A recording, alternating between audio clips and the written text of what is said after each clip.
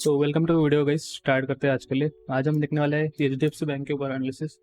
Fundamental देखेंगे क्या चल रहा है एचडीएफसी बैंक में, प्रॉफिट वगैरह कैसे क्या है, ठीक है।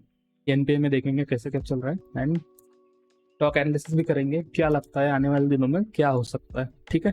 सो स्टार्ट कर देते हैं। सो मैंने एचडीएफसी बैंक का फंडामेंटल खोल लिया, ठीक है। 12,000 करोड़ का लगभग मार्केट कैपिटल है। 25 का पी चल रहा है ये, ओके। पीबी जो चल रहा है लगभग 4 का चल रहा है। आई होप कि सबको ये पी वगैरह पीबी ये बेसिक चीज़ें आती है, ठीक है। अगर कुछ और रेशो की बात करें हम, जैसे कि कासा वगैरह, और कासा यहाँ पे नहीं है, ओके कासा है। 44 का कासा चल रहा है लगभग। एक अच्छा ये कासा माना जाता है, ठीक है। अगर थोड़ा सा पी के ऊपर बात करूँ मैं एचडीएफसी बैंक के, तो यहाँ पे मैं काम करता हूँ 10 ईयर का चार्ट खोल लेता हूँ, ठीक है। सो इसके पहले जो अभी एज नाउ जो पी चल रहा है, ठीक है, यहाँ पे 18 है और यहाँ पे 25 है, ठीक है। तो हम पी का सबसे पहले एनालिसिस कर लेते। लगभग 18 का पी अभी जो है वो था लॉकडाउन के समय में, जब 24 ये अप्रैल का दिख रहा है आपको। अप्रैल के मंथ में इसका पी इतना चल रहा था, एज नाउ भी इसका पी इतना चल रहा है। तो मतलब एंड जो मीडियम में इसका पी रहता है 25 रहता है, तो मतलब लगभग अपने पी के लो पे चल रहा है। तो ये हमारे लिए इंटरेस्टिंग चीज़ है कि ये अपने लो के पी पे चल रहा है, ठीक। थोड़ा सा और रेशियो देखते हैं हम। एज नाउ टॉप है, सबको पता है, ओके। तो return on asset is 1.9। Last year भी 1.9 था, 5 ईयर का भी 1.9 है। तो 2%, 1% जो होता है बेंचमार्क रहता है always, and 2% is very best, ठीक है। डबल चल रहा है। Return on equity is very best, ठीक है। CAR जो है कैपिटल है 19% है, एंड थोड़ा सा एडवांस ग्रोथ यहाँ पे कम दिख रही है, क्योंकि कैपिटल अगर आपके पास है तो आप लोन ग्रोथ क्यों नहीं कर रहे हैं, ठीक है। तो मुझे लगता है ये आने वाले दिनों में ये भी ठीक कर लेंगे कहीं ना कहीं, मुझे ये लग रहा है, ओके। अगर हमें नेट इंटरेस्ट मार्जिन की देखूँ, कहीं ना कहीं सबसे पहले हम एक बार कॉस्ट ऑफ एबिलिटीज देख रहे हैं, सब कॉस्ट ऑफ लाइबिलिटीज दैट्स 3.58। मतलब ये भी एक अच्छी खासी चीज़ है हमारे लिए, ठीक है। कम से कम बैच पे इनको लोगों को देना पड़ रहा है 3.5। समझो एक एग्जाम्पल मैं आपको बताता हूँ, अगर आप 100 रुपये समझो बैंक में डिपॉजिट कर रहे हो, तो इनको जो लाइबिलिटीज पड़ रही है आपको देने के लिए वो 3.58 गिर रही है। एंड नेट इंटरेस्ट मार्जिन जो इनको भी बच रहा है वो कहीं ना कहीं कंटिन्यू 5 साल से 3.82 3.76 के आसपास रह रहा है।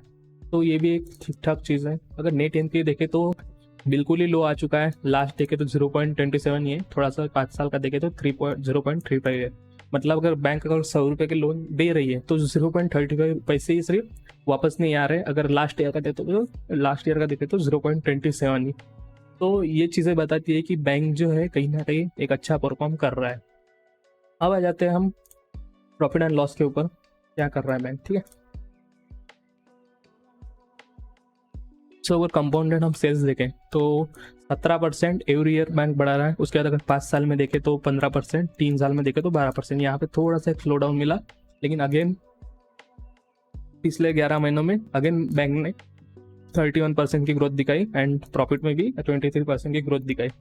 कंपाउंडेड प्रॉफिट ग्रोथ भी देखे 21 है, 5 साल में 20% है, 19%। मतलब ये एक निशानी है कि कहीं ना कहीं ये बैंक अच्छा परफॉर्म कर रहा है एज नाउ, ठीक है। मैं काम करूंगा सबसे, आज जब भी एचडीएफसी बैंक का होगा तो एवरी बैंक का मैं आपके लिए एनालिसिस ला लूंगा, फिर हम देखेंगे कौन सा बैंक बेस्ट है हमारे इसमें, ओके। सो स्टॉक की ग्रोथ जो है पिछले 10 साल में 18% सालाना ग्रोथ हुई है, पिछले 3 साल में 12% ग्रोथ हुई है सिर्फ। तो कहीं ना कहीं हमारे लिए ये एक इम्पोर्टेंट है कि स्टॉक की ग्रोथ, सेल्स की ग्रोथ बढ़ रही है, प्रॉफिट की ग्रोथ बढ़ रही है, लेकिन स्टॉक अभी बढ़ नहीं रहा है, इसलिए वो पी भी हमने जो देखा वो डाउन साइड में था। प्रॉफिट जो है लगभग 46,000 करोड़ था लास्ट मार्च 2020 का, ठीक है। लास्ट क्वार्टर का तो है 12,000 करोड़ के आसपास है। तो ये भी चीज़ हमारे लिए ओके। बैलेंस शीट भी यहाँ पे कहीं ना कहीं एकदम परफेक्ट है, एंड इसके कारण मैं देख रहा हूँ कि कहीं ना कहीं मुझे लगता है कि एज नाउ जो एचडीएफसी बैंक ट्रेड कर रहा है एक अच्छे प्राइस पॉइंट के आसपास ट्रेड कर रहा है। सो अब एनालिसिस करते हैं टेक्निकल के ऊपर। तो हमें ये तो पता लग गया है कि ये नेट एनपीए कासा सभी चीज़ें एज नाउ एचडीएफसी में ठीक ठाक ही है। सो ये हम अनुमान लगा सकते हैं कि यहाँ पे जो हमें जो पी पे मिल रहा है एक अच्छा, क्या हमें बाइंग साइड की अपॉर्चुनिटी हो सकती है क्या, ठीक है। सो मैं स्टार्ट कर देता हूँ। सो मुझे ये एक 2009 का सबसे पहले हाई दिख रहा है, ठीक है, जो कि था 1270 रुपये का। इसने इसको ब्रेक किया, ठीक है। ब्रेक करने के बाद एक रैली मिली थी जो थी 1700 रुपये के लगभग, एंड जो अब तक भी ब्रेक नहीं हो सका है। फिर यहाँ से सेम इसने इसी को रिटेस्ट किया था, एंड अगेन यहाँ पे चला गया है, जो कि 1700 रुपये के आसपास है, ठीक है। सो ये हम मंथली चार्ट पे कन्वर्ट कर देता हूँ। एंड आप देखेंगे कहीं ना कहीं हर टाइम HDFC बैंक, अगर ये एक लेवल मैं आपके लिए ड्रॉ करता हूँ एंड ये एक लेवल ड्रॉ करता हूँ, ठीक है, आप खुद ही एग्जामिन करना है इसको कि इस लेवल को कभी भी HDFC बैंक ब्रेक नहीं कर पा रहा था, इसके ऊपर जाता था एंड अगेन एक वीक लगाते वापस आता था। यहाँ पे भी इसने सेम ट्राई किया, लेकिन यहाँ पे एक ब्रेक दिया, फिर उसके बाद 1 2 3 4 5 6 7 8 9 मंथ से लगभग यहाँ पे ट्रेड कर रहा है। मतलब एक साल भी बोल सकते हो कि आप, एक साल से लगभग इसी जोन के आसपास HDFC बैंक ट्रेड कर रहा है। आज 1590 की क्लोजिंग दिया है, तो क्या हम इसको एक गलत क्लोजिंग मान सकते हैं? क्या breakdown again HDFC bank down side के लिए ट्रेड कर सकता है? लेकिन एज नाउ जो पोजीशन देखेंगे आप, कहीं ना कहीं सेम स्ट्रक्चर चल रहा है, हायर है, that's a higher low. Again अभी हमें देखना है क्या बैंक हायर है क्रिएट करता है क्या।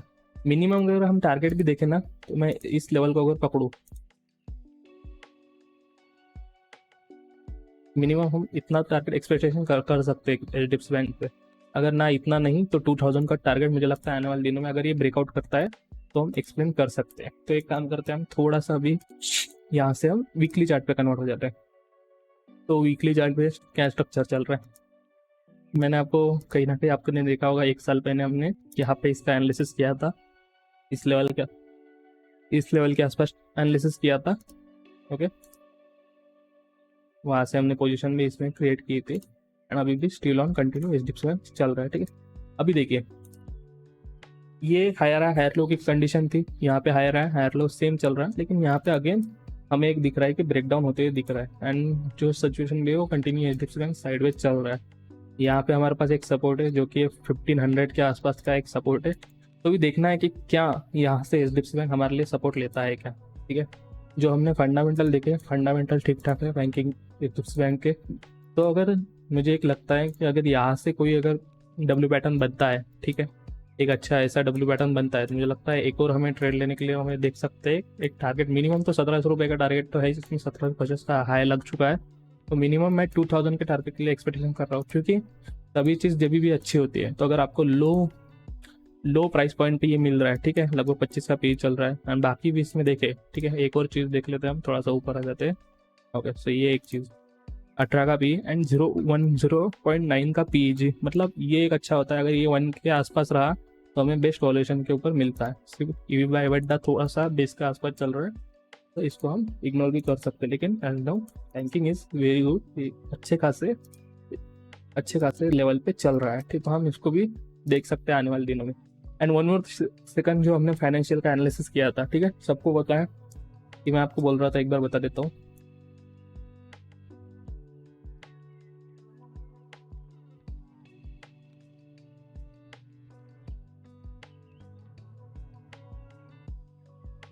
तो हमने फाइनेंशियल का भी एनालिसिस किया था। अगर मार्केट यहाँ से सपोर्ट लेने के लिए ट्राई करता है, ठीक है, यहाँ से अगर मार्केट ब्रेकआउट अपसाइड के लिए निकलता है, तो मुझे लगता है एक फाइनेंशियल सेक्टर हो सकता है जो अच्छा खासा परफॉर्म कर सकता है। इसलिए मैंने HDFC बैंक के ऊपर भी चेक कर रहा हूँ, कहीं ना कहीं मुझे एक अच्छा खासा लेवल दिख रहा है।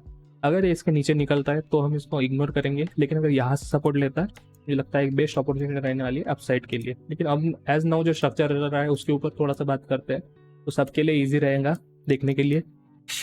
तो एज नाउ जो स्ट्रक्चर चल रहा है, that's a lower low lower high structure चल रहा है, ठीक है। यहाँ से तो विदाउट एनी कंटिन्यूशन में डाउन आया, तो अभी भी हम इसको वेट कर सकते हैं। अगर एक बार हमें मिल गया है कि ये स्ट्रक्चर चेंज होने लगा है, तो हम इसको वेट कर सकते हैं। कहीं ना कहीं एक अच्छा टारगेट आप इसको एक्सप्लेनेशन के आसपास दे सकते हैं। हम ब्रेकआउट के ऊपर ट्रेड करेंगे, नीचे हम SL प्लस कर सकते हैं। तो आप अपना एनालिसिस देखिए, रिस्क मैनेजमेंट फॉलो करिए, ठीक है, जो मैंने अभी यहाँ पे चीज़ें है, ठीक है, risk to reward, mindset, psychology, risk management, ठीक है, प्रोसेस के ऊपर बिलीव रखिए, प्रैक्टिस कीजिए, स्टॉप लॉस भी प्लेस कर दीजिए। तो एक इंपॉर्टेंट चीज़ें रहती है, ठीक है। हमारा काम है बताना, लेकिन जो मेन चीज़ें होती है, सभी चीज़ों के साथ साइकोलॉजी सभी फॉलोअप करना, ये आपका काम है। ओके, सो ऐसा नहीं कि आप डायरेक्टली बिलीव कर सकते हैं, मेरा सिर्फ बताने का काम है कैसे क्या सभी चीज़ें काम करती है, ठीक है। आई होप अभी सबको ये समझ चुका होगा, कहीं ना कहीं हम इसके ऊपर फॉलोअप देख सकते हैं। नेक्स्ट अगर ICICI बैंक भी देखें तो सेम स्ट्रक्चर चल रहा है, उसमें मैं फंडामेंटल एनालिसिस अगर चाहिए वीडियो तो मुझे कमेंट कर देना, मैं उसके ऊपर भी ला लूँगा। ओके, सो आज के वीडियो के लिए इतना ही रखते हैं, मैं मिलता हूँ आपको वीडियो के साथ। Thank you for watching this video, thank you.